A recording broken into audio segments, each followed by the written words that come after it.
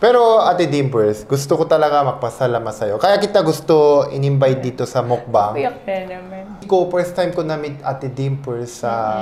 Magkatabi kami sa Hurado. tayo tabi. Tapos naburado ako. So, syempre naiyak ako kasi, akala ko yun na yun.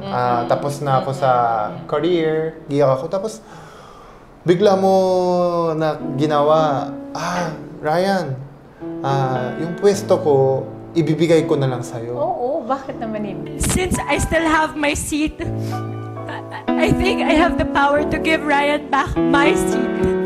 Ryan will have my seat. Ryan is a good man. He deserves so much more. So, sobrang malaking bagay sa akin, na-touch ako. Kasi hindi tayo kadugo. Sobrang ako na-touch. Wow, Ate Dimples. Super thank you kasi... Napakakiti, Ryan, pag kinikwento niya to, ang tagal na nito, 16 years ago na. Sabi niya, alam mo, ate. Pero in truth, it's a true testament of who you are. Kaya alam mo, pag kinikwento mo yung kwento na yan, lagi ako napapaalalanan kung bakit tama yung desisyon ko.